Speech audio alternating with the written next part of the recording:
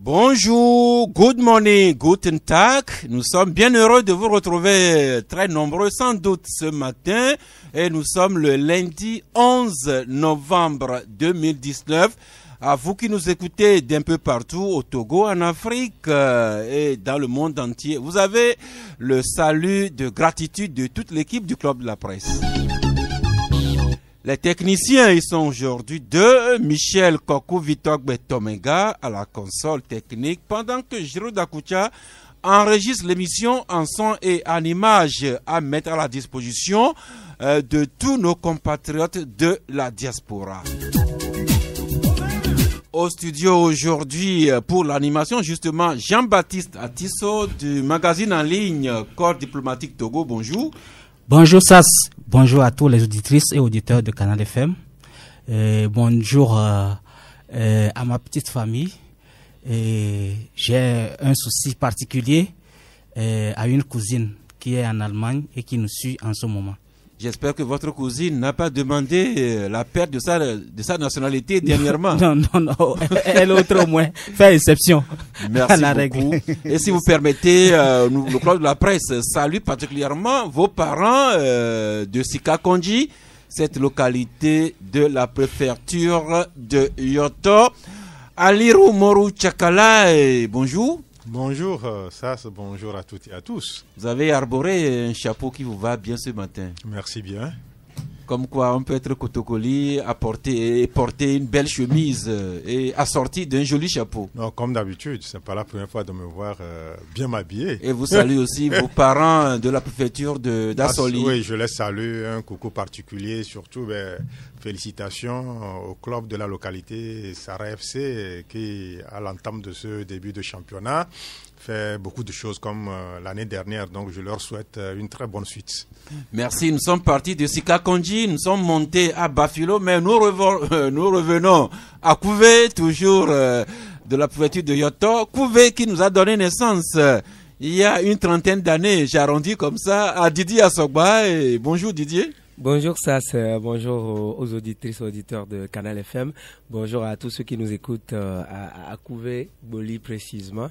Et bonjour à tous ceux qui nous écoutent dans la préfecture de Yoto. Je n'oublie pas ceux qui nous écoutent également dans la préfecture de la Soli, pour ne pas faire de jaloux. On ne fait pas de jaloux, 33 ou bien 35 préfectures au Togo, mais aujourd'hui au Club de la Presse, 39 préfectures, excusez-moi, mais sur les 39 préfectures, c'est Yoto et Assoli qui sont à l'honneur aujourd'hui, mes chers confrères. Parlez pour toutes les 39 préfectures. Jean-Baptiste, je peux compter sur vous. Il n'y a pas de souci à se faire. Eh bien, très rapidement, la pensée du jour, juste le temps d'adresser un coucou amical, très confraternel aux plus jeunes d'entre nous, aux cheveux tout blancs, Lucien Diossoumensan, qui ne peut pas être avec nous aujourd'hui, mais sûrement qui nous suit depuis là où il se trouve. Eh bien, la pensée du jour, nous visitons aujourd'hui le grand physicien allemand, Albert Einstein, qui a écrit qu'il est plus difficile de casser une croyance que de briser une axiome. Il est plus difficile de casser une croyance que de briser une axiome. Albert Einstein, allemand, mais juif, mais qui sur la fin de sa vie est devenu citoyen américain. Ça, c'est les péripéties de l'histoire, notamment de la Deuxième Guerre mondiale. Mais avant la Deuxième Guerre mondiale, il y a d'abord eu la Première Guerre mondiale. Didier Assogba, vous rappelez vos cours d'histoire à classe de 3e? Oui, la Première Guerre mondiale, ça fait lointain, mais ça fait 1918, voilà. Et l'une des conséquences de la Première Guerre mondiale, c'est que le Togo, qui venait d'être formé colonie de l'Empire allemand, a basculé pour le côté français dont nous sommes, et le côté britannique nos parents et voisins de la Volta Regine, qui sont devenus citoyens ghanéens depuis. Eh bien, conséquent de la Première Guerre mondiale, l'Allemagne qui avait perdu ses colonies en Afrique, dont le Togo, cette colonie du Togo qui s'est retrouvée divisée entre la France et l'Allemagne, juste la France et l'Angleterre. Tout ça juste pour rappeler que à l'Iromoru Tchakala, il y a juste 101 ans, un armistice, un traité était signé pour mettre fin à la Première Guerre mondiale. Ce traité était signé dans un wagon de train. C'est dans la localité de Rotonde, dans le nord-est de la France. C'était le 11 novembre 1918. Eh bien, ça fait 1 an, ça fait plutôt 101 ans aujourd'hui que ce armistice signé dans un wagon de train a mis fin à la Première Guerre mondiale. Ça devrait intéresser nos enfants qui sont encore en classe de 3e, pourquoi pas en première? Oui, ça doit les intéresser à plus d'un titre à partir du moment où, 100 ans après la fin de cette terrible guerre, les séquelles sont encore là. Vous avez parlé du cas togolais où ce petit pays a été ballotté entre plusieurs puissances occidentales. Donc je crois que quand on se réfère un peu à l'histoire, le caractère un peu tardif de notre pays dans certains domaines, notamment la littérature, prend sa source de là. Parce que après l'Allemagne, il fallait passer par les Britanniques et les Français. Donc vous savez, toutes ces ruptures-là peut-être ont créé un tout petit froid dans l'élan que le pays avait pris. Mais il est de bonne loi de revivre cette situation, cette triste situation, parce que 100 ans après, il y a la paix aujourd'hui qui prévaut, mais cette paix est perturbée par certains faits nouveaux, notamment le terrorisme et tout ça. Donc, il faut rappeler aux gens que la paix, il faudrait que nous fassions tout pour son enracinement, peu importe le prix que cela mérite d'être payé. Donc, au niveau de certains pays occidentaux, l'événement a été bien célébré. Quand vous allez sur les stades de la Première Ligue, vous avez vu tout le faste avant l'entame de tous les matchs. Au niveau de tous les stades, il y a eu quand même des moments de silence. C'est bien synchronisé là-bas. Donc, plus jamais cela. Et je crois que depuis lors, on est en train de tenir le bon bout. Merci. Donc, ça fait 101 ans aujourd'hui que cet armistice, ce traité de paix signé à Rotonde, mettait fin à la Première Guerre mondiale. Mais déjà, l'Allemagne avait perdu les colonies africaines, dont le Togo, déjà en 1914. Ce qui fait que une trentaine d'années après la signature du traité de protectorat qui créait la colonie allemande du Togo, l'Allemagne avait perdu ses droits sur le Togo, qui s'est retrouvé partagé entre les Britanniques et les Français, dont le Togo indépendant de 56 600 km², environ 7 millions d'habitants, dont nous allons beaucoup parler aujourd'hui. Didier me disait que cette information devrait intéresser les élèves qui sont à l'école. Et justement, l'école, les enseignants que nous inscrivons au club de la presse de ce jour, les enseignants qui émettent encore des signes de revendication. Et au club de la presse, nous en parlons. Mais commençons par Tchakala.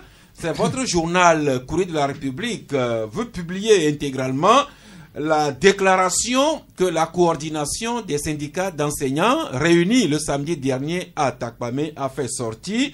Mais cette déclaration est assortie donc de ce titre: éducation malentendue autour d'un protocole d'accord, écrivez-vous, pour la préservation du climat de paix. La coordination des syndicats d'enseignants invite chaque partie au respect de ses engagements. Vous nous faites un peu l'économie et la restitution de l'essentiel de ce protocole d'accord entre l'État togolais et le monde des enseignants? Oui, vous savez, il y a quelques années en arrière, le monde éducatif était secoué par une terrible crise. Il s'en est fallu de peu pour qu'on aille à une année blanche, mais Dieu merci, les meubles ont été sauvés de justesse avec un protocole d'accord qui a scellé ce retour à la normale.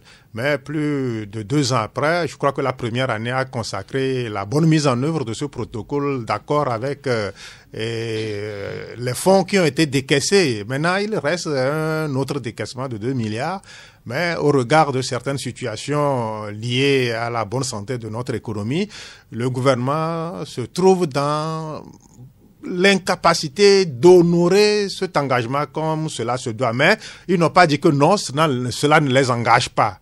Mais c'est ça qui a fait un peu monter d'un cran la suspicion entre les deux entités, le gouvernement et les syndicats, qui demandent au gouvernement de respecter les engagements. Parce que la parole donnée, elle est sacrée, il faut la respecter pour que cette année ne soit pas perturbée par encore des mouvements de contestation et de mécontentement au niveau de nos établissements respectifs. Merci. Encore que quand on écoute aussi bien la coordination des syndicats d'enseignants que le porte-parole du fait du gouvernement, on a l'impression que et le gouvernement et les enseignants ne s'accordent pas exactement sur la même lecture de ce point.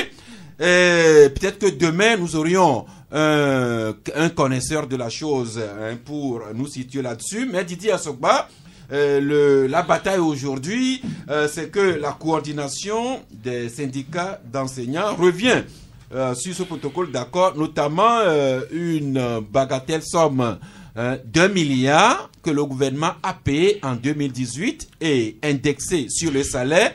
Et cette année 2019, c'est un montant de 2 milliards que le gouvernement a payé, bien sûr, aux enseignants depuis le mois de juillet.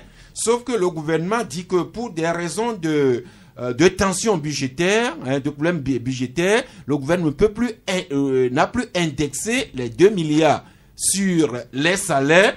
C'est ce que la coordination qualifie de violation pure et simple du protocole d'accord. Et la coordination qu'il donne jusqu'à la fin du premier trimestre pour que les 2 milliards soient indexés sur le salaire. Sinon, 3 points de suspension, c'est l'information que nous portons aujourd'hui.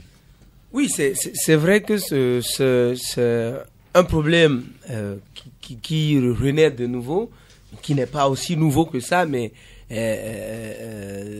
voir le gouvernement et ses partenaires sociaux se discutailler autour de quelques mots sur un bout de papier, cela ne s'est souvent pas produit ici, mais cette fois, ça en vaut la peine parce que vous écoutez les fédérations des syndicats d'enseignants qui donnent les raisons. Mais selon leur version, il fallait indexer l'argent. Sur le salaire. Sur le salaire, comme ça avait été fait en 2018.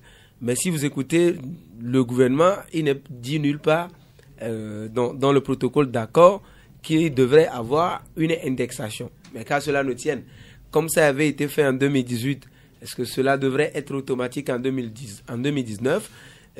Vous avez écouté le ministre certainement sur vos antennes ce matin. Le ministre Bawara. Voilà, qui expliquait qu'il y a eu quelques difficultés budgétaires. Mais toutefois, les 2 milliards comme prévu avaient été décaissés et ont été partagés à tous les enseignants comme c'est prévu. Sauf que ça n'avait pas été indexé sur... dans l'idée, dit le ministre, qu'à partir de janvier 2020, comme le chef de l'État l'a annoncé, et n'oubliez pas que le protocole d'accord avait été signé bien avant l'annonce du chef de l'État de la révalorisation de la grille indiciaire qui devrait donc, on va dire, permettre de revaloriser tous les salaires des agents publics, que ce soit des enseignants de tous les domaines, la revalorisation de la grille indiciaire. Donc on avait parlé de 25% ou on ne sait pas, peut-être que ce sera plus, peut-être que ce sera moins. À partir de janvier 2020 déjà, comme il est dit, devrait permettre d'augmenter sensiblement les salaires. Alors, est-ce que quand on prévoit la revalorisation de la grille indiciaire, est-ce qu'il faut continuer par indexer les salaires? Parce que j'ai eu la chance d'être à Tapamé la dernière fois. Le samedi? Non, le jour d'avant, le vendredi, quand le ministre de la fonction publique, son collègue de l'enseignement technique et professionnel, Taïrou Babieg, était en train d'expliquer en fait aux enseignants l'urgence et la raison pour laquelle les 2 milliards n'avaient pas pu être indexés au salaire et la raison qui soutenait cela. Et ils ont d'ailleurs exhorté les enseignants à travailler dans le sens de ce que la déclaration du chef de l'État soit effective dès janvier pour qu'ils voient sensiblement leur salaire être augmenté, que de continuer dans les primes alors qu'il y a une directive de l'UEMOA, dit-on, qui dit que les primes et autres contours de salaire ne devraient pas dépasser les 50% du salaire. Donc, est-ce qu'il faut appliquer cette mesure-là également?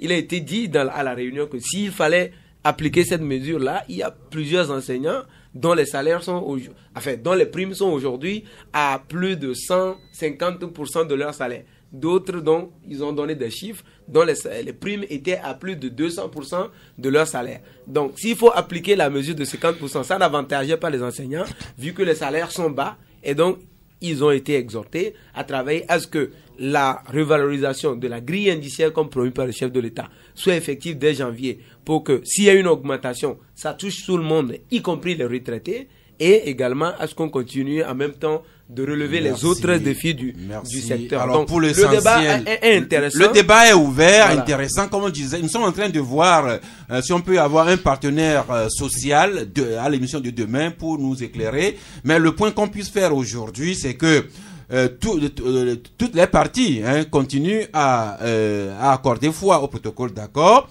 Le gouvernement a honoré sa part cette année en payant les 2 milliards que les enseignants ont touchés depuis le mois de juillet. Mais le gouvernement dit que suite à des problèmes d'ordre budgétaire, il ne peut plus indexer les 2 milliards là sur les salaires. La preuve qu'il y a effectivement un petit souci financier, le gouvernement n'a pas encore payé les primes de direction jusqu'à cet instant, mais en bon syndicat, les enseignants revendiquent et donnent jusqu'à la fin de ce premier trimestre au gouvernement de s'exécuter. Sinon, Jean-Baptiste Atisso. Sinon, c'est comme on est habitué au Togo, ce serait peut-être des mouvements qui vont reprendre aux grandes dames des élèves. Parce que vous savez, quand le corps enseignant est en mouvement, les premiers perdants, ce sont les élèves, les apprenants qui perdent leur cours et qui perdent l'élan des études. Et naturellement, ça se répercute sur les résultats de fin d'année, surtout pour ceux qui sont en classe d'examen. Et donc, pour ne pas en arriver là, il faudrait quand même que le gouvernement puisse écouter aussi les revendications, les doléances des syndicats pour que nous n'arrivions pas à un délestage des cours, si on peut le dire ainsi, parce que ce que nous avons connu de par le passé, on en a déjà parlé, ce n'est pas bien pour notre pays.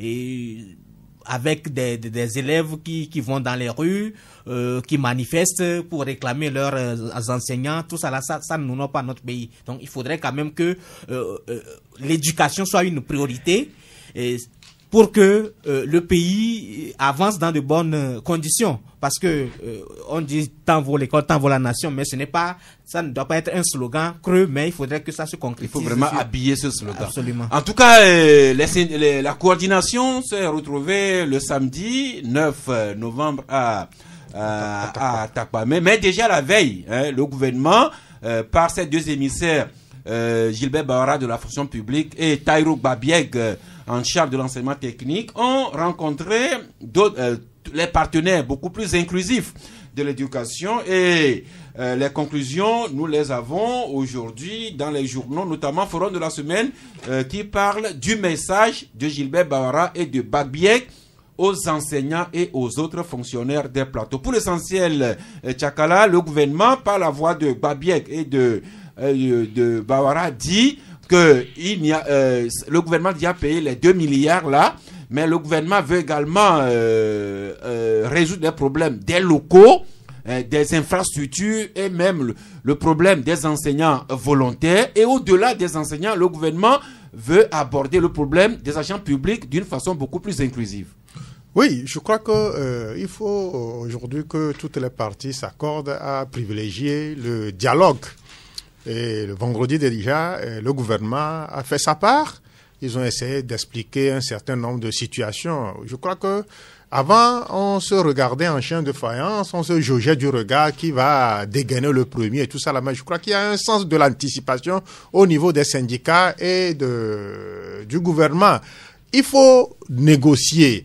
Et j'ai trouvé l'approche du gouvernement très salutaire à partir du moment où ils ont pris le devant en expliquant de façon claire et nette. Quand on a des problèmes de trésorerie, il faut le signifier. On n'a pas honte, on ne doit pas avoir honte à le signifier. À part les primes qui doivent être greffées sur les salaires de ces enseignants, il y a aussi d'autres structures, d'autres infrastructures à construire, notamment les salles de classe, le recrutement des enseignants. Et d'ailleurs, dans la déclaration ayant sanctionné, le communiqué ayant sanctionné la rencontre du syndicat de la CZ, c'est en des termes très courtois qu'ils ont eu à pondre cela. Ils ne sont pas lancés dans des invectives. Si vous ne faites pas ci, nous allons passer à l'acte. Non, ils ont demandé de façon polie que s'il y a des choses à faire, la porte du dialogue doit rester ouverte permanemment pour que les gens puissent s'accorder sur le juste essentiel. Donc, ils feront tout. C'est des gens sages, c'est des gens qui ont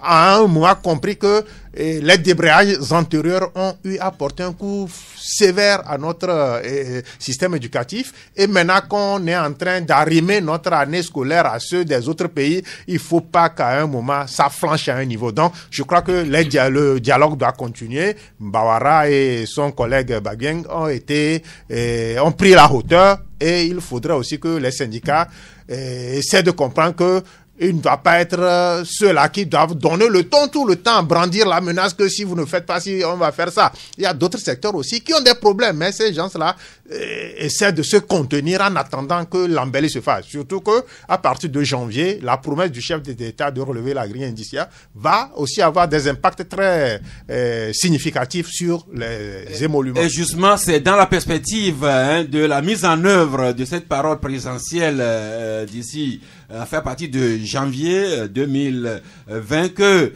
le gouvernement, toujours par la voix de Babiek et de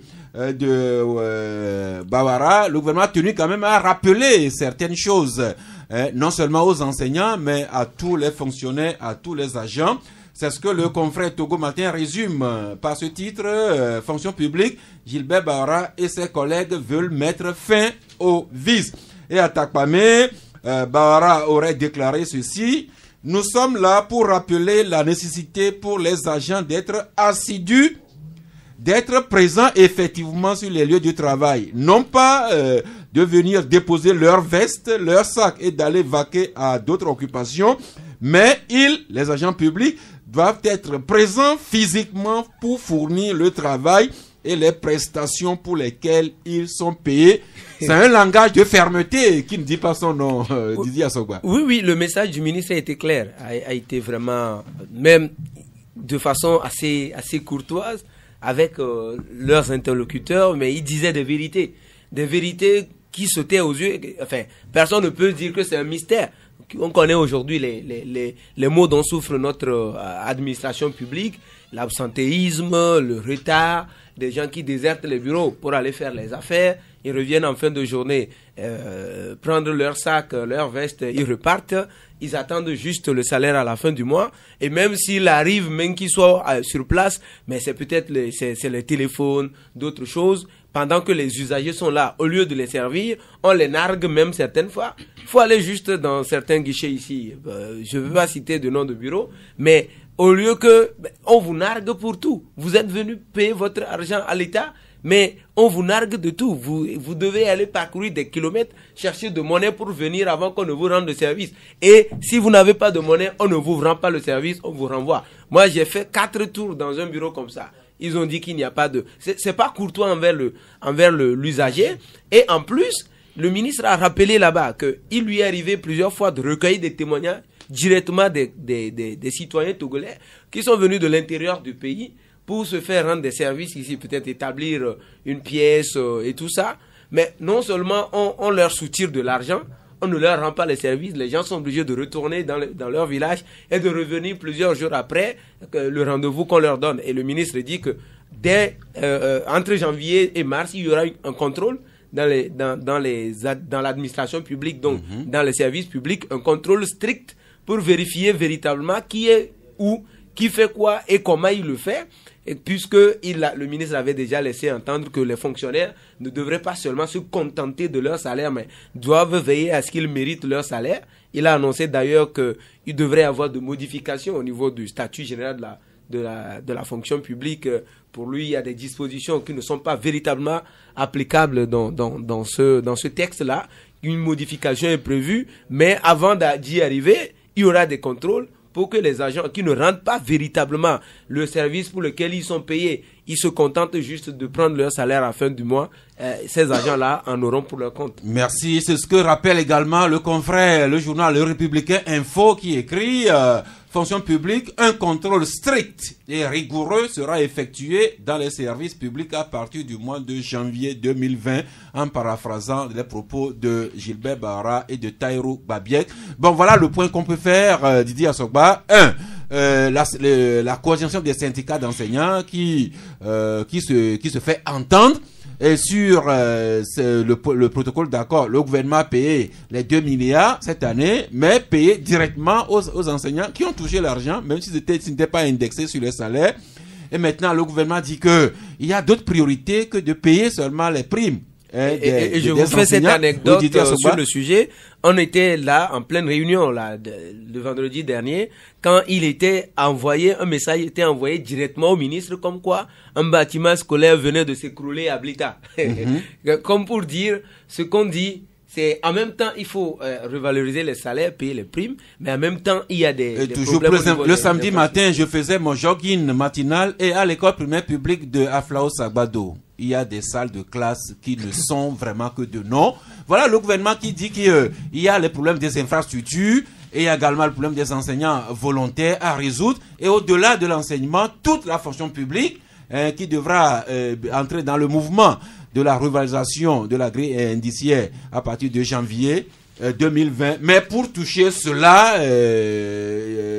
Jean-Baptiste, le gouvernement rappelle que les fonctionnaires devront vraiment justifier qu'ils méritent vraiment le salaire qu'ils leur est payé. Oui, ils doivent justifier qu'ils méritent leur salaire. Et aussi, je crois qu'il doit y avoir une interpellation vis-à-vis du gouvernement, même surtout au niveau du ministère de la fonction publique, en ce qui concerne même le recrutement des agents. Parce que là aussi, il y a un grand souci. On voit les concours qui s'organisent pour recruter, soit dans certains ministères ou dans d'autres services publics de l'État, où il n'y a pas vraiment une transparence vis-à-vis de ceux qu'on recrute. Concours publics, donc, nous en parlons de temps en temps. C'est ça, s'il y a du népotisme dans le recrutement, on ne peut qu'assister à se laisser aller. Parce que des gens ont été cooptés par tel ministre ou bien tel directeur de cabinet ou tel secrétaire général. Ça fait que ils ne sont pas, ils estiment qu'ils sont couverts par une autorité. Donc, ils font ce que bon leur semble. Donc, si c'est que quelqu'un a souffert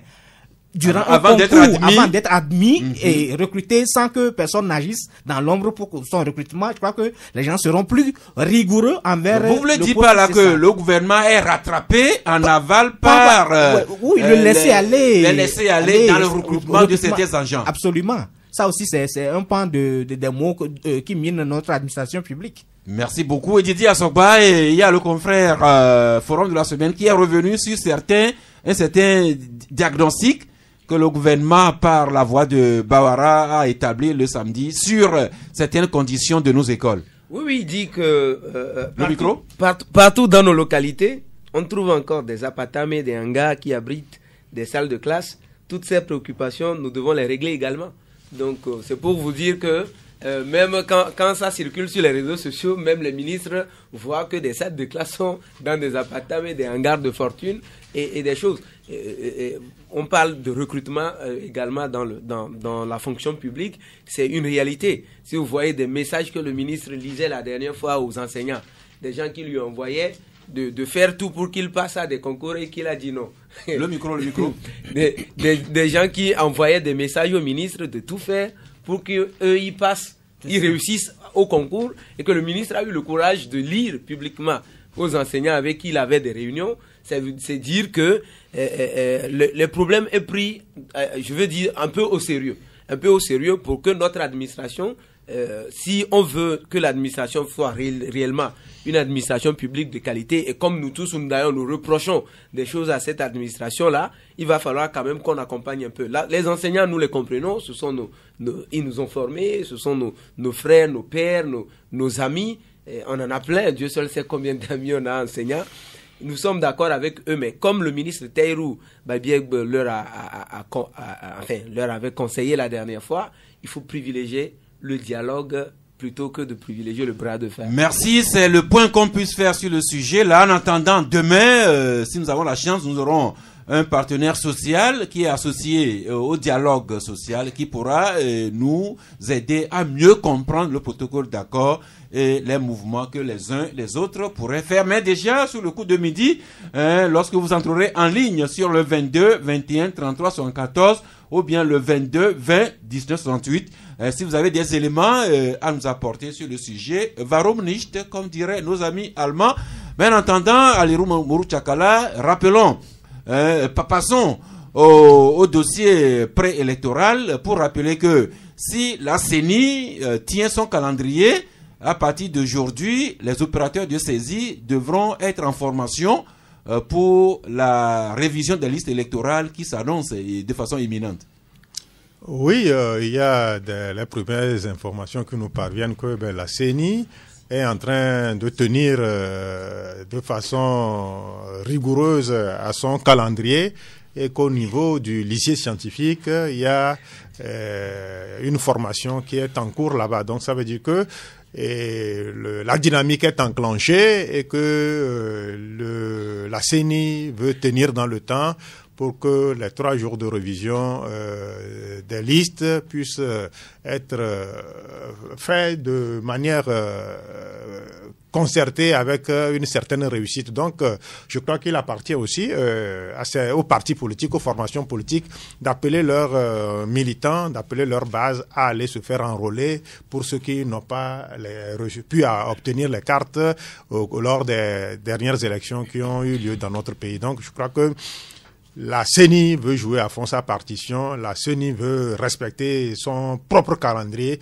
et je ne pense pas qu'à un moment il y aura rupture dans cet élan-là. En tout cas, nous faisons le constat au jour le jour. Il y a quelques jours, la CENI avait lancé cet appel à candidature pour les opérateurs de saisie. Les jeunes garçons, jeunes dames se sont sûrement annoncés et c'est ceux qui ont été retenus qui sont en formation à partir de ce jour. Et dans les jours à venir, le gouvernement va sûrement prendre un décret fixant les conditions de la révision des listes électorales.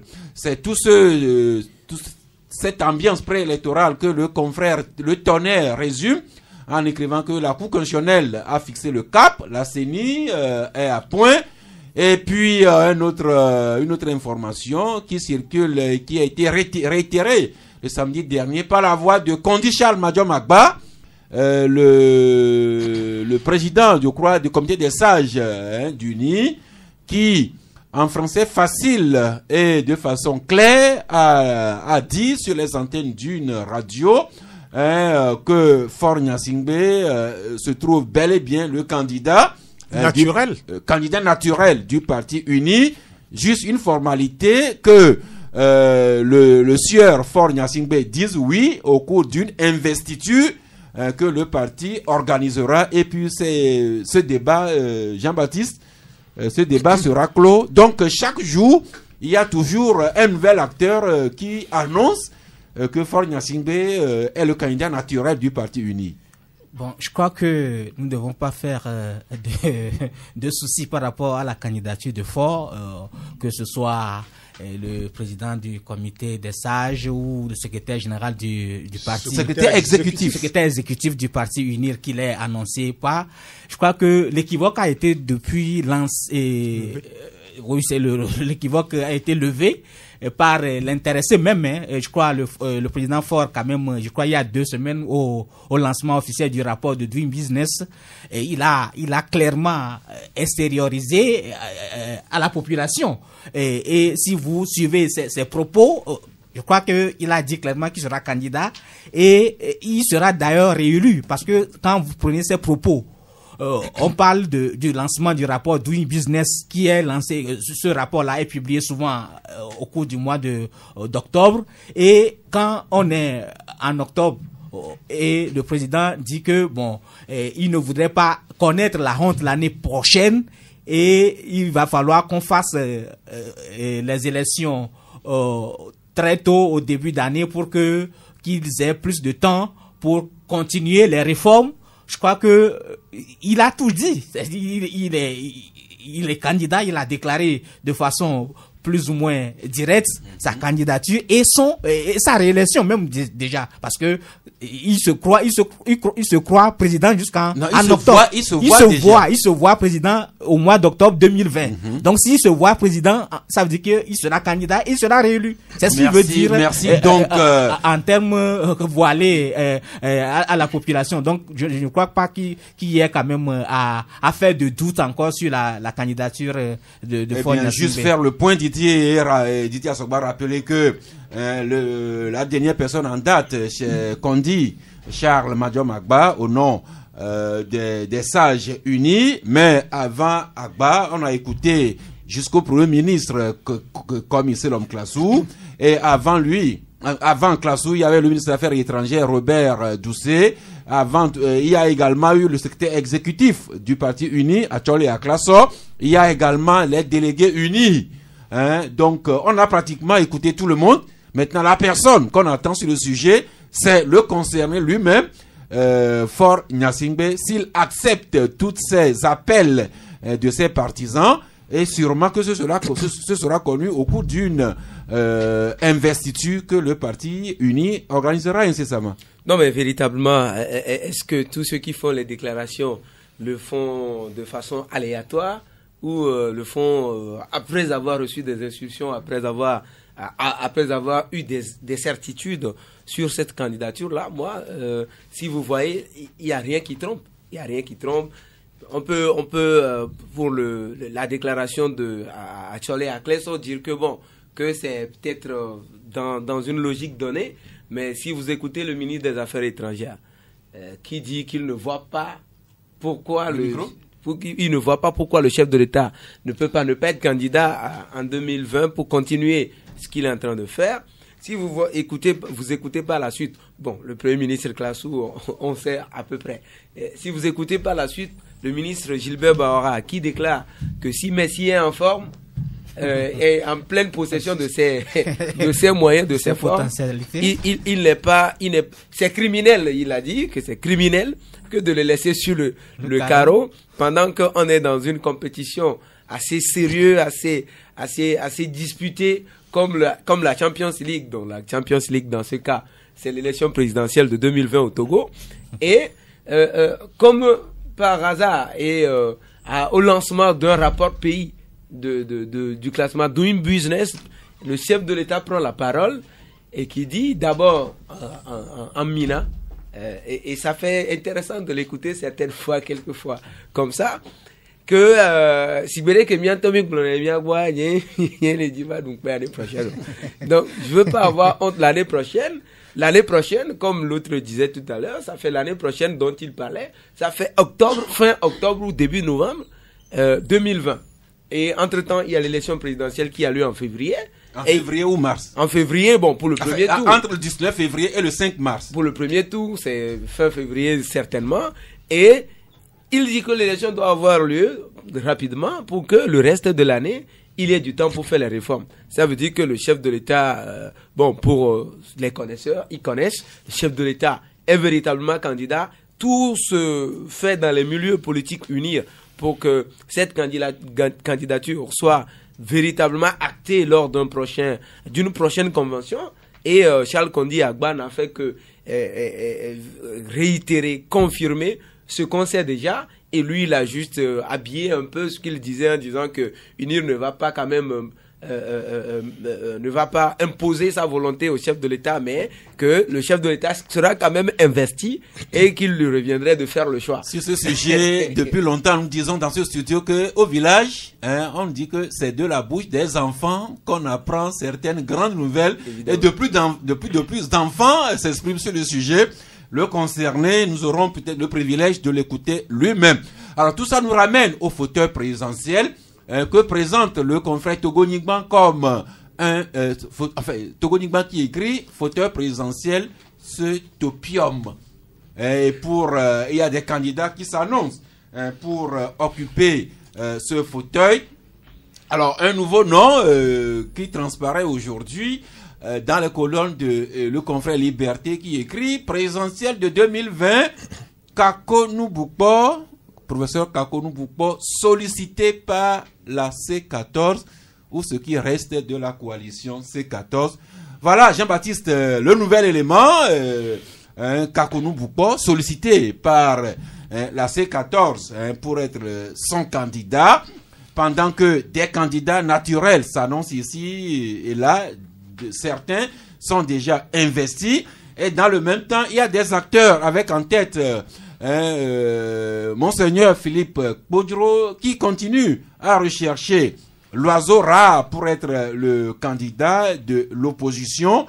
Voilà le comité ou bien l'initiative prise par Monseigneur Podro a tenu sa 3e réunion le vendredi dernier. Mais est-ce que vous avez senti qu'une fumée a commencé par sortir auprès de Podro sur la personne qui serait le candidat de sa mouvance? Avant de répondre à ta question, je vais faire une petite parenthèse concernant la CENI.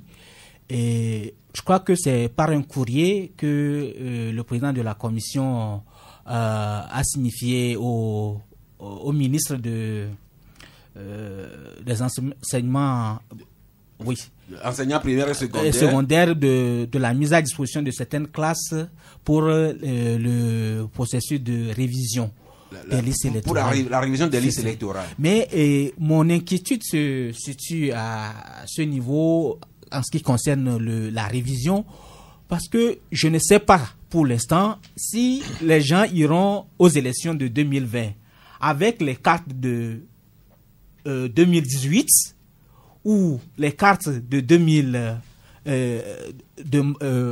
mai 2018 ou les cartes qui seront établies en novembre ou en novembre 2019.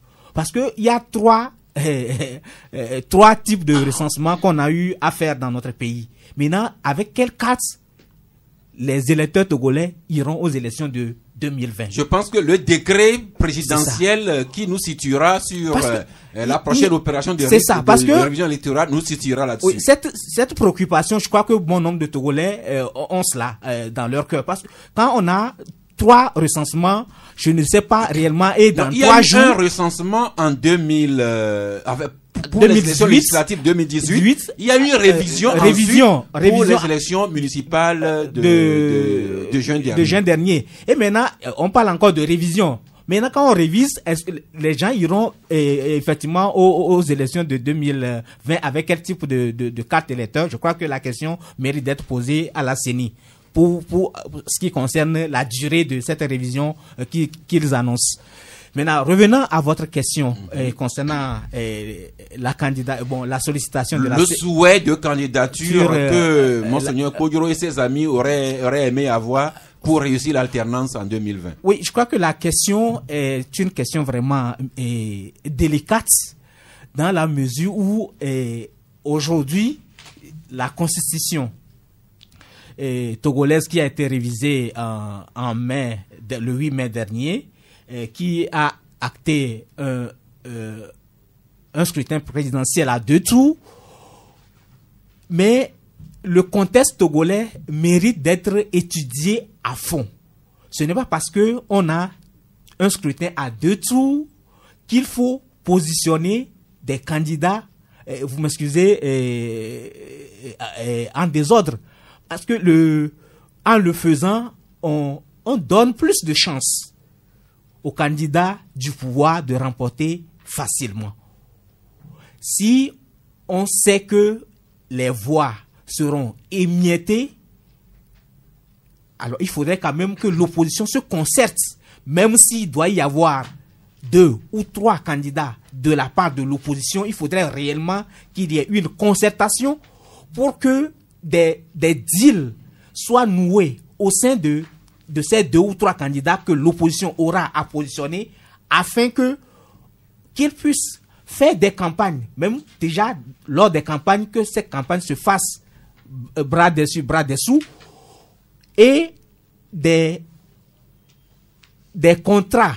Oui, Jean-Baptiste, je pense que beaucoup a été dit sur le sujet, mais on a dépassé ce stade. Aujourd'hui, nous avons déjà beaucoup de candidatures. Bon, c'est des candidatures annoncées. Oui, oui. Bon, au moment opportun, au moment où la CENI va ouvrir le dépôt réel des candidatures, je crois que peut-être on verra il se ce peut. qu'il en sera. Absolument. Mais il y a quelqu'un qui ajoute encore à cette polémique, c'est Maître Agboyebo. Et là-dessus, c'est le changement écrit aujourd'hui. Élection présidentielle 2020, pour la victoire de l'opposition, Maître Yaovi Agboyebo martèle sa préférence pour la stratégie de candidature libre, concertée, au pluriel, autour d'une corbeille. Agboyebo qui parle de stratégie de candidature libre, concertée, au pluriel, autour d'une corbeille, pendant que Monseigneur Kpodjoro, malgré sa santé, son âge avancé, continue son initiative. Et le combat du peuple qui tacle un peu Kpodjoro, qui écrit « Qu'est-ce qui fait courir Monseigneur Kpodjoro ?»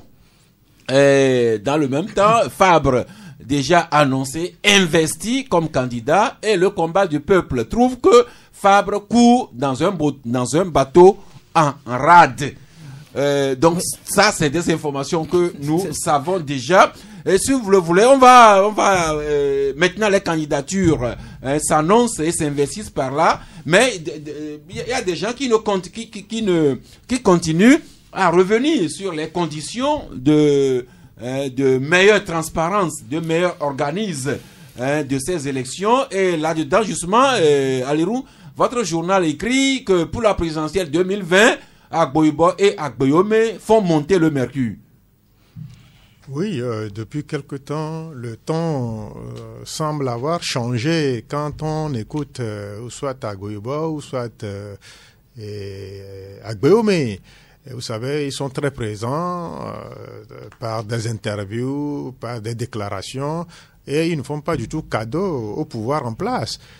S'agissant d'Agboyebo, lui, sa préoccupation première, c'est les institutions devant gérer cette élection. Il estime que ces institutions sont à la solde d'un seul bord, le pouvoir, et il faut aujourd'hui, au nom de la transparence de ces élections, que d'autres forces politiques aussi intègrent ce cercle-là. Et puis, l'autre incongruité, selon leurs propos, qu'ils relèvent, c'est le fait de se déclarer de façon simpliste, comme ça qu'on est de l'opposition. Il suffit seulement d'aller déclarer qu'on est candidat. Et cette façon de faire a des impacts aussi sur la composition au niveau de la CENI et d'autres structures.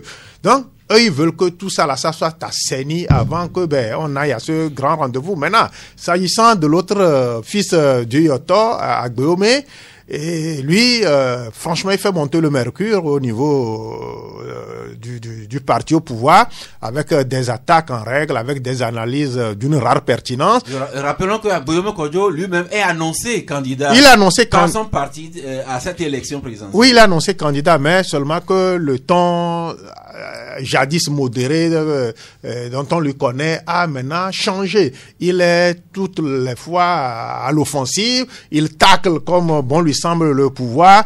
Il se prononce sur le PND, il se prononce sur le vote accordé à la diaspora. Donc, je crois que tous les actes que pose maintenant le parti au pouvoir et certaines institutions, il les passe à la loupe, et puis c'est de façon très acerbe qu'il critique un certain nombre de faits. Donc, il faut monter le mercure, les deux fils de Yoto. Qu'est-ce qui a entre-temps changé pour que cela se passe ainsi? On ne saurait le dire, mais ils n'entendent pas donner ce répit-là au pouvoir pour que le rendez-vous électoral de 2020 soit une formalité pour ce pouvoir. Merci Agboyome ici, Agboibola, qui s'attaque aux institutions, instances impliquées dans l'organisation de ces élections.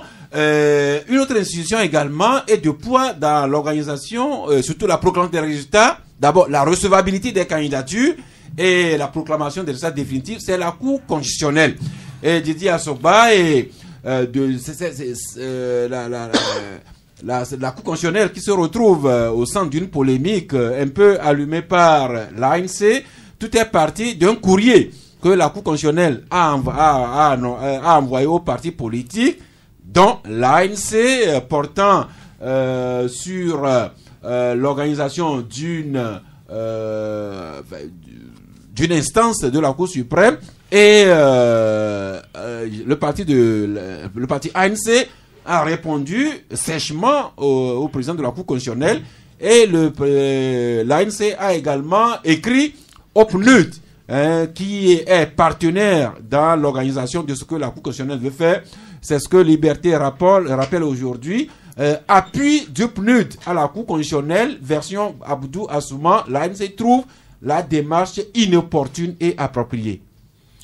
Oui, on connaît le problème actuellement de la Cour constitutionnelle, dont la CEDEAO a demandé la recomposition dans sa feuille de route, et à la suite de la modification constitutionnelle qui a vu, la Cour constitutionnelle devrait désormais se composer de 9 membres au lieu de 7 actuellement.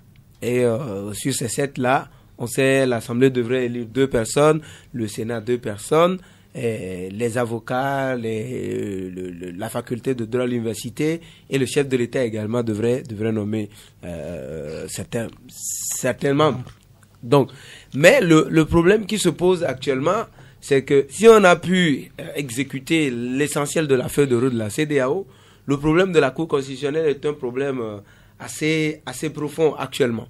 Est-ce qu'il faut recomposer la Cour avant la prochaine élection présidentielle? Ce serait l'idéal.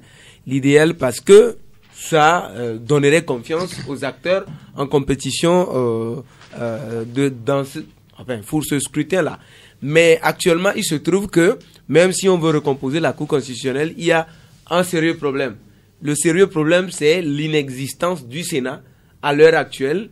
Le Sénat qui devrait désigner à ce niveau, en entendant le Sénat, le quota des personnes devra être nommé par le Sénat et toujours attribué à l'Assemblée nationale. Non, c'était avant. C'était avant la modification constitutionnelle du 8 mai dernier. Avant, il y avait l'article 155 qui permettait à l'Assemblée nationale d'assumer les prérogatives du Sénat. Mais depuis la modification constitutionnelle, cet article avait été abrogé. Ce qui ne permet plus à l'heure actuelle à l'Assemblée nationale d'assumer les prérogatives qui revenaient au Sénat. Donc je pensais que en le faisant, les autorités avaient cette idée-là de pouvoir mettre en place le Sénat bien avant, mais aujourd'hui on se trouve dans une situation où on n'a pas de Sénat. Or cet article a été abrogé dans la modification constitutionnelle et l'Assemblée légalement ne peut pas jouer le rôle du Sénat à l'heure actuelle. Maintenant, comment est-ce qu'on fait pour recomposer la Cour constitutionnelle? Ça pose véritablement un problème. Et c'est à cette cour-là qui a adopté un plan quinquennal, un plan stratégique quinquennal que le PNUD est en train de soutenir actuellement. Voilà, la polémique naît de là. Est-ce qu'il faut soutenir une cour dont les membres devraient partir tout à l'heure ou devraient partir de toute façon à la suite d'une recomposition? Est-ce qu'il fallait jamais appuyer cette cour-là? Je pense que s'il y a des instants de discussion, d'échange entre les acteurs politiques, cette malentendu autour de la Cour constitutionnelle pourrait être réglé. Sur d'autres détails également, ils pourront régler cela. Surtout que l'élection présidentielle, on le sait dans notre pays, est une élection éminemment sensible. Et je pense que des petits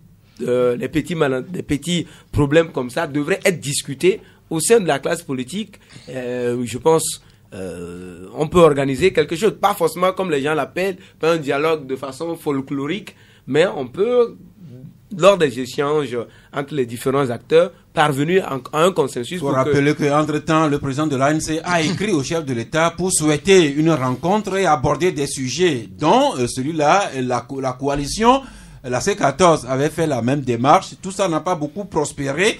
Et voilà la Cour constitutionnelle qui élabore un plan stratégique adossé d'un plan d'action quinquennal d'action avec l'appui du PNUD, et Jean-Pierre Fabre écrit au représentant résident de l'ANC que la démarche du PNUD pour trouver que cette démarche-là du PNUD est inopportune et inappropriée.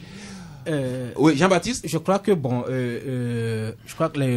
aujourd'hui, il y a nécessité d'un dialogue parce que même la modification du code électoral qui a eu lieu la semaine dernière, avec le vote de la diaspora, tout ça là, et le problème au niveau de la Cour constitutionnelle, je crois que ces deux problèmes doivent être réglés dans un cadre de discussion entre l'opposition extra-parlementaire aujourd'hui.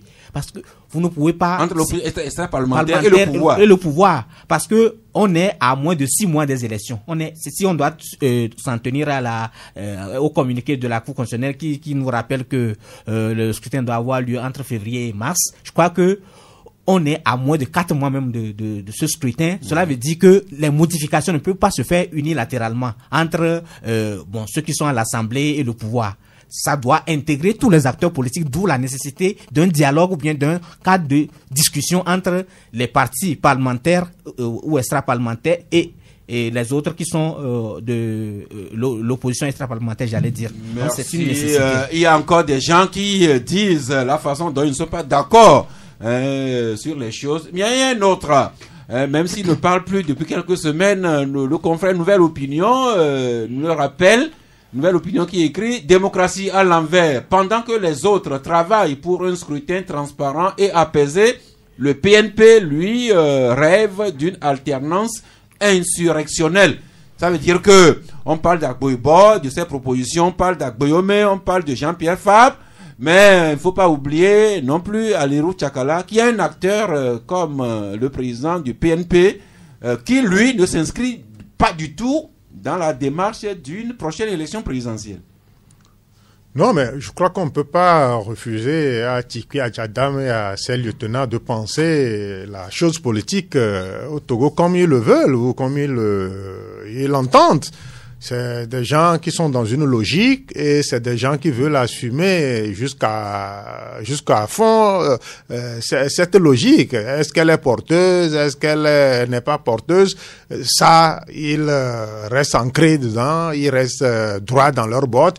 Et bon, s'ils estiment que après les ratés du soulèvement populaire, il y a une autre opportunité qui peut s'offrir à eux pour encore créer un nouveau mouvement qui va mettre en mal, je crois que des propos de certains acteurs clés de ce pays sont là pour montrer à ceux qui estiment que on peut capter le pouvoir sans passer par les urnes, que ce n'est plus possible, parce que le ministre Bawara a une fois dit que ils se laisseront, il y aura plus un autre 19 août. Là, ça veut dire que tout a été mis au point pour que tout ce que, à un certain niveau, on est en train de mijoter ne puisse pas prospérer. Donc, il faut prendre le train en marche, il faut essayer de voir comment est-ce qu'on peut mobiliser la base pour que cette alternance-là survienne par la royale voie des urnes. Sinon, les autres méthodes par lesquelles on veut arriver, si elles ne sont pas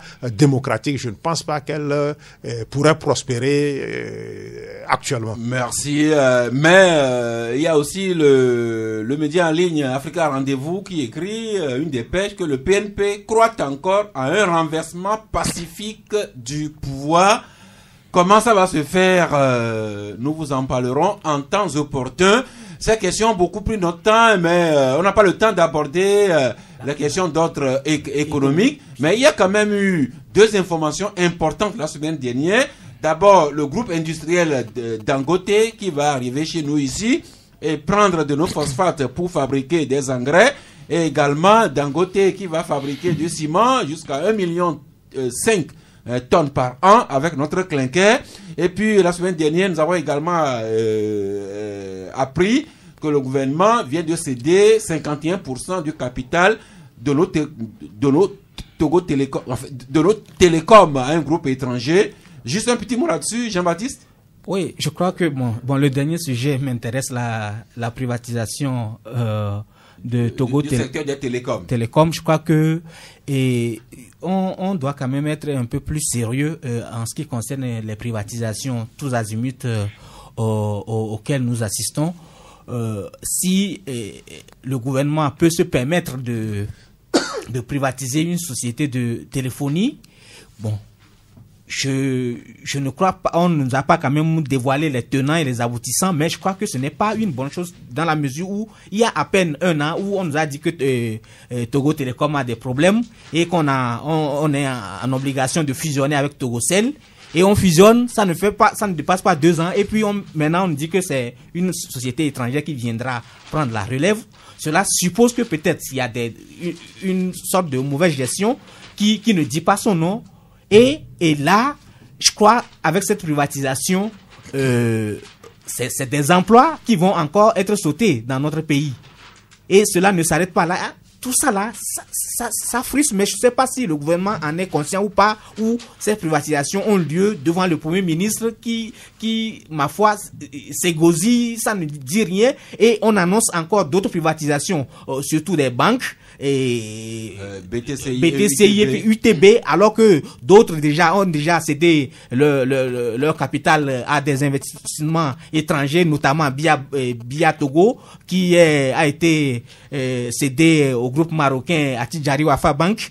Et il y a également la banque BTD qui se mue en Aura Bank. Tout ça là, ça doit quand même pousser les Togolais à réfléchir, parce qu'on ne peut pas quand même dire au moment où nous assainissons notre climat des affaires et que l'argent qui constitue le nerf de la guerre, l'argent sur lequel l'économie s'assoit, on puisse laisser le pays à des privatisations tous azimuts. Je crois qu'il y a lieu quand même de s'interroger sur ces genres de privatisations. Merci. Alors sur la cession de 51% du capital des Togo Télécom à un groupe étranger, beaucoup de journaux en parlent aujourd'hui. Donc Togoniban qui écrit que des étrangers se retrouvent majoritaires dans le capital de Togocom. Et ce journal nous apprend que le groupe étranger Action Group et Emerging Capital Partners vont devoir débourser jusqu'à 210 milliards de francs CFA pour entrer dans le capital de Togocom. Ensuite, ils vont devoir mettre des investissements jusqu'à hauteur de 160 milliards de francs CFA sur les 7 prochaines années et ainsi améliorer les infrastructures de connectivité, de déploiement de la fibre optique de la 5G.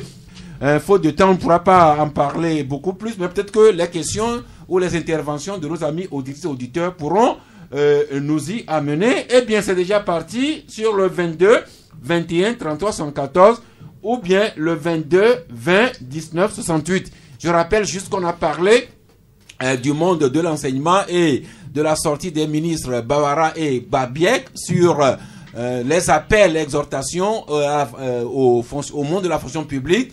On a fait les derniers contours de l'ambiance préélectorale et ces dépêches sur la privatisation, notamment du secteur des télécommunications. Dieudonné en ligne, bonjour. Bonjour, monsieur Sass. Oui, vous voulez parler de quel sujet, s'il vous plaît? Le sujet concernant le protocole d'accord du secteur de l'éducation. Eh bien, nous vous écoutons. Merci. Je salue les confrères au studio. Vos confrères au studio, je leur transmets mes salutations. J'apprécie vos analyses. Seulement, il y a un confrère qui a tenu des propos qui disent que les enseignants, ils ont reçu des primes dépassant 100%, 200% de leur salaire et que c'est contre les dispositions de l'UEMOA. Cette analyse n'est pas fouillée.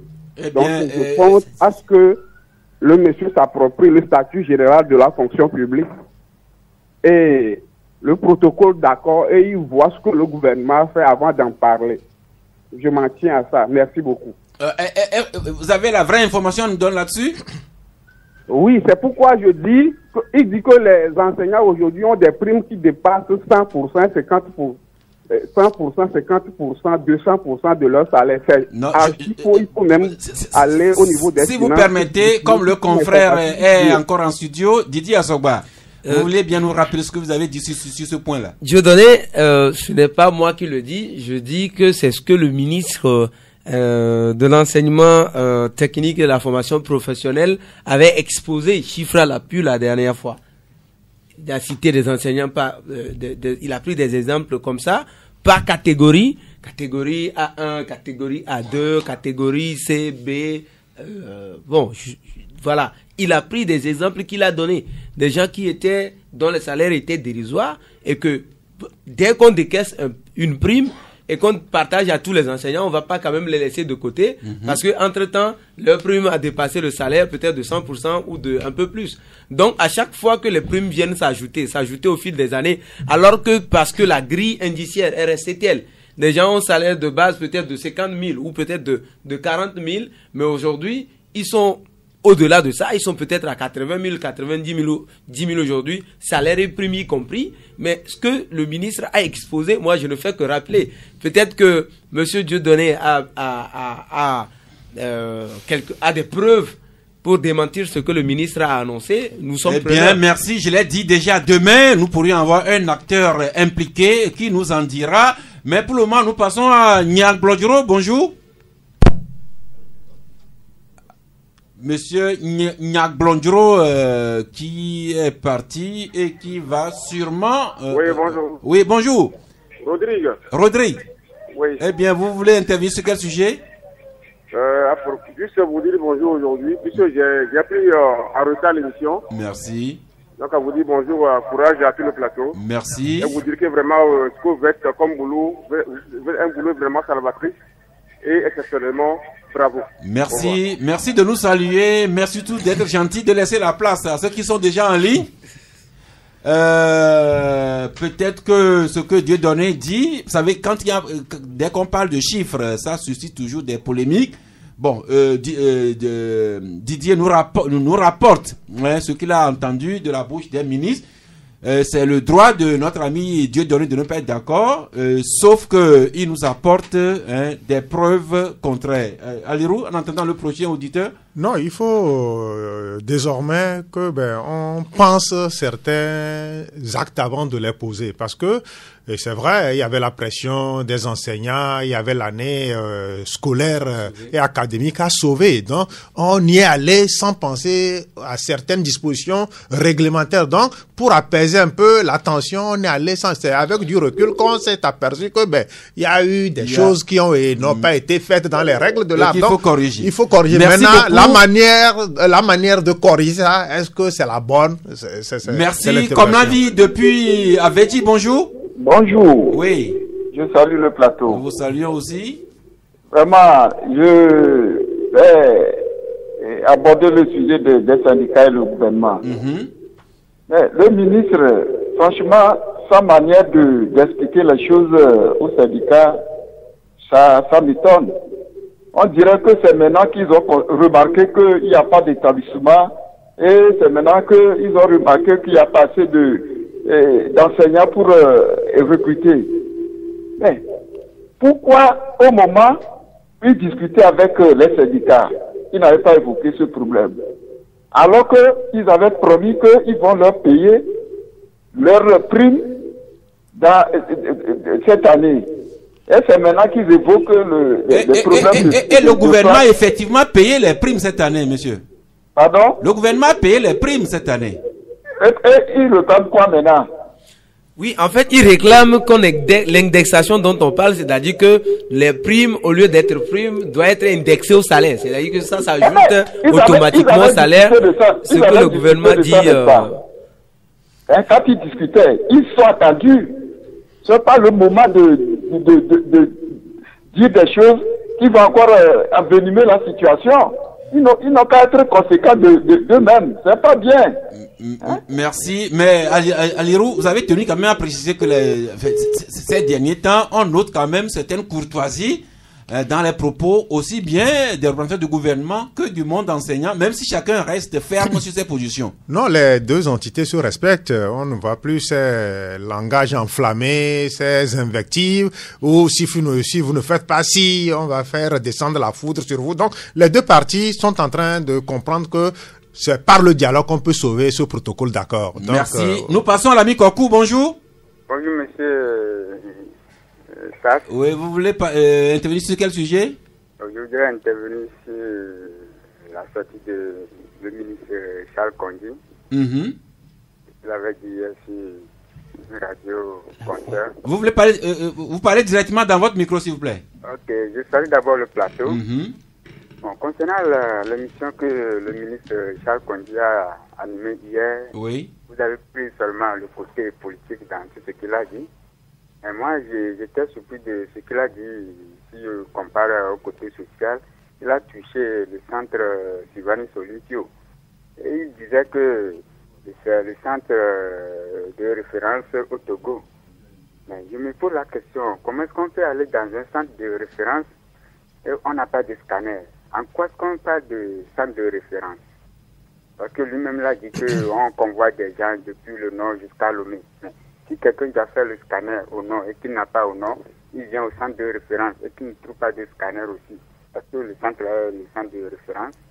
Et pour terminer, concernant le côté politique aussi, hier, il a félicité des chefs d'État qui ont fait un mandat et ils ont laissé le fauteuil présidentiel. Et il disait que ce poste est un poste très difficile. Mais pourquoi eux, lui qui sait que le poste présidentiel est un poste difficile, pourquoi ils ne veulent pas que M. Faure se repose, lui qui a déjà fait 3 mandats? Dommage que notre ami Kokou n'ait pas pu intervenir en direct auprès du ministre hier sur le média pour lui poser vos questions. Et sur le ministre Agba, qui est vraiment fidèle auditeur du club de la presse, doit vous suivre. Peut-être qu'il réagira dans les jours à venir. Juste rappeler que Kondji Charles Madiom Agba est le délégué national du mouvement des sages unis. C'est en cette qualité qu'il parlait hier sur les antennes de cette radio. Sylvain Agbaï, bonjour. Oui, monsieur Sass, bonjour. Oui. Et bonne émission. Merci. Oui, je vais intervenir au niveau des écoles là. Oui. Et puis à propos il y a un journaliste qui a posé la question de savoir qu'est-ce que Podio cherche dans toutes ces histoires-là. Et puis je vais lui répondre premièrement que Podio veut que les Togolais mangent 3 fois par jour. Merci. Et qu'on arrête de tirer dans son église. Parce que 93-92, nous on avait tiré sur nous dans l'église à Kato là-bas. Vous qui? On était. Vous qui? Moi, on m'a tiré dessus. J'étais responsable d'un groupe choral, Saint-Antoine. Quand vous allez là-bas, il faut demander. C'était le responsable le jour-là. C'est dans quelle église? C'est dans quelle église? C'est l'église catholique. De quelle localité? À Kato, GP. Ok. Quand on nous a tiré dessus, Podio a fait venir, a envoyé un prêtre blanc pour venir me chercher parce que j'étais responsable de ce groupe qui faisait une séance de répétition. Bon, donc là, quand je suis parti le voir, il me dit que mon fils, il faut me dire la vérité, il faut être direct. Parce que le peuple... Vous savez, cher ami, il y a certaines révélations. Si on veut aller dans tous les détails, même l'année ne nous suffirait pas. Alors revenez à vos préoccupations aujourd'hui, s'il vous plaît. Donc, Podio veut que le Togolais mange 3 fois par jour et qu'on arrête de tirer dans son église. Merci. Ensuite, votre deuxième préoccupation? Et pour les écoles, je voudrais... La fois dernière, ça fait au moins 2-3 mois, je vous disais qu'on avait, en collaboration avec les parents d'élèves, érigé un CG dans une école primaire chez nous là-bas. Mais après 2 mois de cours, il y a le ministre et le chef du village qui ont fait fermer ce CG. Parce que c'est les parents d'élèves avec certains cadres qui ont fait la patame avec les tables bancs. Alors que vous n'arrivez pas à ériger les salles de classe. car les populations... Alors, quand vous rapportez ça avec les sujets débattus aujourd'hui, vous voulez conclure à quoi, s'il vous plaît? Moi, je veux conclure que car les populations font un effort pour aider le gouvernement, il faut que le gouvernement sache que voilà, la population est à leur côté. Merci beaucoup. Le message est transmis au gouvernement. Le prochain auditeur. Allô? Monsieur Mardia, bonjour. Bonjour, monsieur Charles. Oui. Je salue le plateau. Nous vous saluons aussi. C'est pour intervenir par rapport à la sollicitation de la C14, ou du moins le reste de la C14 à la candidature du professeur Kakounou. Oui, en fait, je rappelle que c'est un journal qui a écrit ça, que c'est Liberté qui écrit que la C14 est en train d'envisager de solliciter Kakounou Boupo comme candidat éventuel à la prochaine élection présidentielle. Ah, ok. La C14 envisage. Oui. Ok, là j'en passe. Maintenant, pour le système éducatif. Oui. J'aimerais tout d'abord remercier la sortie des deux ministres, son Excellence Bawara et puis Badjek. Oui. Et exhorter aux collègues enseignants aussi surtout, comment on appelle ça, à l'association syndicale de mettre un peu de l'eau dans le vin pour que cette année scolaire... Si vous êtes collègue enseignant, vous savez comment rencontrer vos camarades syndicaux pour leur apporter vos suggestions. Ok, merci beaucoup et bonne émission. Merci beaucoup. L'ami Komi, bonjour. Monsieur Sass, bonjour. Oui. J'aimerais parler de la privatisation de Togocel. Togocom. Togocom, oui. Merci beaucoup. Vous avez, dans l'émission, vous avez cité certains propos du ministre Bawara qui disait qu'il y a dans nos administrations certains qui viennent laisser les vestes et oui, certains qui ne font pas même la présence et à la fin du mois, ils touchent. Oui. J'aimerais lui rallonger sa liste.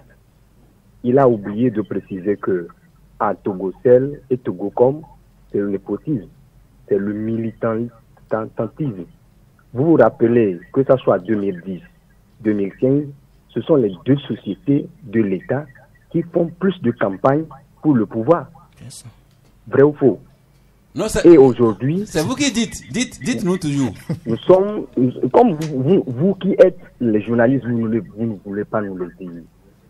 Et aujourd'hui, on s'étonne que le résultat, quand tu sèmes, quand il faut récolter. Ce qu'on a semé à Togo Télécom et Togocel, c'est ce qu'on récolte aujourd'hui.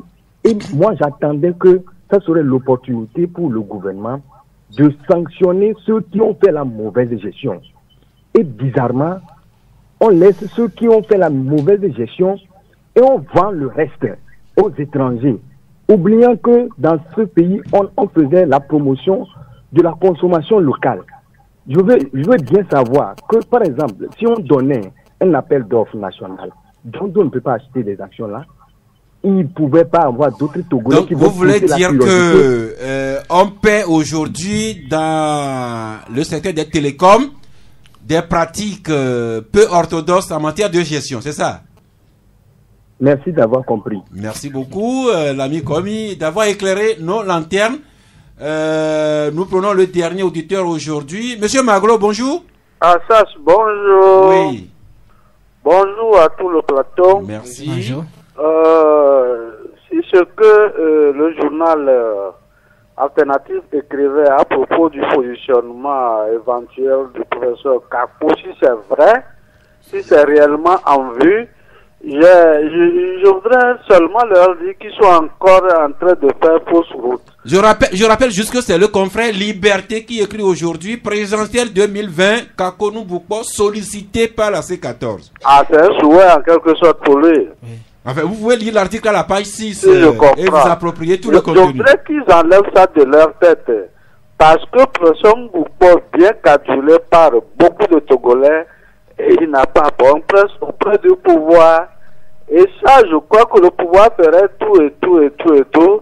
Même si Ford ne doit pas participer, on va écarter le professeur Kakou Boupo, qu'il se démêle de ça, qu'il ne pense même pas à cela s'ils veulent délivrer les Togolais. Bonne journée. Merci, monsieur. C'est plutôt un avis que monsieur Maglo émet à l'endroit de Kakounou Boupo et de ses éventuels sollicitateurs. Quant à nous, revenons ici pour faire le point. À l'Urmour Tchakala, beaucoup d'auditeurs se sont intéressés, qui à l'école, qui à la privatisation, quelques avis aussi sur la présidentielle 2020. Oui, ben, s'agissant de la privatisation, en aucun moment on nous a dit que les comptes de Togocom sont en rouge. Et puis, je vois un repreneur aimant aussi bien le Togo accepter prendre quelque chose qui est dans la totale déconfiture. Ça veut dire que il n'y a pas... Quand vous disiez, il n'est pas dit que Togocom est en déconfiture. Oui, nulle part. Parce que si certaines banques aujourd'hui ont peine à certains privés n'en veulent pas, c'est parce que les comptes sont au rouge. On le sait, on ne va pas se voiler la face pour ça. Mais en aucun moment... Et même au cours de la cérémonie, on a dit que Togocom faisait un chiffre d'affaires de 120 et quelques milliards par année. Donc ça veut dire que c'est une entité prospère. Maintenant, pourquoi cède-t-on cette entité prospère? C'est comme si on acceptait de tuer notre poule aux œufs d'or. Donc, on ne comprend pas. Normalement, pour des privatisations de cette envergure, de cette ampleur-là, il devrait avoir un débat d'un haut niveau, au niveau du Parlement, pour statuer. Qu'est-ce qui se passe? Qu'est-ce qu'il y a lieu de faire pour ceux qui viennent pour reprendre la chose là? Qu'est-ce qu'ils viennent apporter de mieux que nous n'avions pas pu faire entre-temps? Je crois que le débat manquait autour de la chose. Ça, c'est d'un. Maintenant, s'agissant des infrastructures, de ce qui se passe au niveau du milieu éducatif, et il faut certaines fois savoir prendre des engagements. C'est pas parce que ça a chaud, c'est pas parce qu'on a la pression qu'on opte tout accepter ou bien tout céder pour après tout se rétracter. Non? Vous voyez un peu la pression que les gilets rouges et jaunes ont mis sur Macron. Ils pouvaient aussi céder et puis leur accorder le truc histoire d'apaiser. Mais avec du recul, il faut se dire que je m'engage à faire ci, mais à la longue, je ne tiendrai pas. C'est ça, des bons leaders, des gens qui savent... Un avis à l'endroit du gouvernement. Jean-Baptiste Atisso, 60 secondes. Oui, je crois que toujours concernant les privatisations, je crois on doit quand même souhaiter que le gouvernement communique vraiment à propos de ce qui se passe au niveau des sociétés d'État. Parce que quand on garde le silence, on adopte une loi d'omerta totale sur comment fonctionnent les sociétés d'État et on les met à contribution impunément pour des élections. Je crois qu'aujourd'hui, on ne peut qu'assister à ce qu'on a vu la semaine dernière. Et ce n'est pas normal pour l'économie du pays. Merci. Peut-être que la société civile, les médias, le Parlement devraient mettre davantage de pression pour que le gouvernement nous dise exactement comment se porte nos sociétés d'État. Parce que il n'est pas évident que le gouvernement lui-même aille déballer sur la place publique ce qui ne marche pas bien dans ces allées. Oui, non.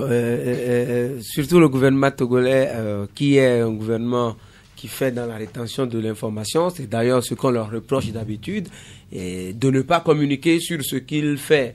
De bien même, déjà on ne communique pas, et n'imaginez pas qu'on communique sur ce qui va mal.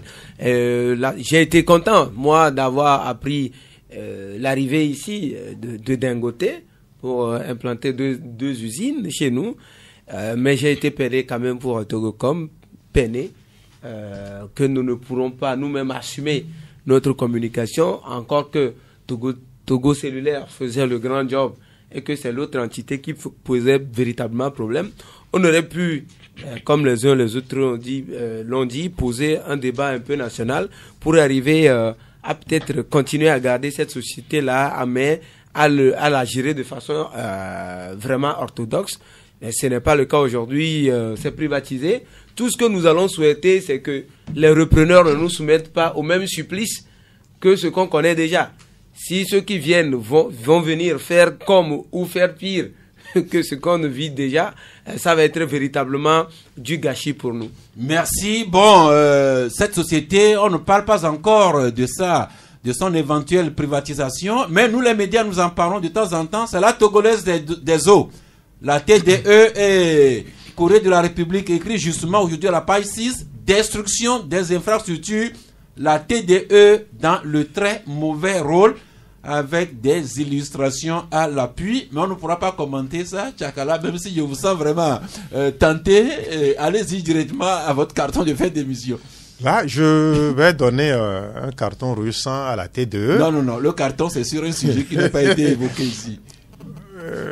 Bon, carton vert aux émissaires du gouvernement présents vendredi dernier à Takpamé, et aussi aux syndicats qui se sont retrouvés pour leur rentrée syndicale par rapport à cette hauteur qu'ils sont en train de prendre, par rapport à ce langage de vérité qu'ils sont en train de dérouler, vivement que la sérénité qui a prévalu lors de l'année académique écoulée puisse continuer cette année. Mais on sent aussi bien du côté du gouvernement que de la coordination que même s'ils portent des gants de velours, c'est des mains quand même en acier qu'il y a dans ces gants. Jean-Baptiste Atisso, votre carton? Oui, moi je décerne un carton rouge au Premier ministre qui s'illustre dans des bling-bling qu'on semble qui ne comprend pas avant de se montrer. C'est grave ce que vous dites là. Oui, je suis. Exemple concret? je parle bien de cette privatisation où il a assisté, il est là, ces deux ministres des Finances et autres qui sont en train de signer le contrat, il se sent très à l'aise devant agiter. Peut-être qu'il connaît des choses qui ne sont pas portées à votre connaissance à vous. Normalement, ça doit être porté à la connaissance de la presse. Merci beaucoup, Didier Assogba. Moi, je colle un carton rouge au gros bras. Qui sont devenus un phénomène pour le Togo. Vous avez eu de leurs nouvelles le vendredi dernier. Oui. Ils faisaient irruption dans un établissement public pour aller se la sollicitation de deux élèves garçons d'une classe de seconde qui se battaient autour d'une fille. Oui, mais au-delà de ces faits d'élèves, ces gros bras-là quand même constituent un problème, un phénomène d'insécurité pour le Togo, et carton rouge à ceux qui sont derrière et qui poussent les gros bras à se comporter de cette façon. Merci. Juste nous souhaiter à nous toutes et à nous tous une bonne semaine qui vient de démarrer ici. Bon appétit après nous avoir suivis. Merci toujours pour votre fidélité d'écoute et également votre participation de plus en plus critique, ce qui nous amène à aller de l'avant. Donc bon appétit et au rendez-vous demain mardi à 11h, si Dieu le veut et Dieu le voudra bien.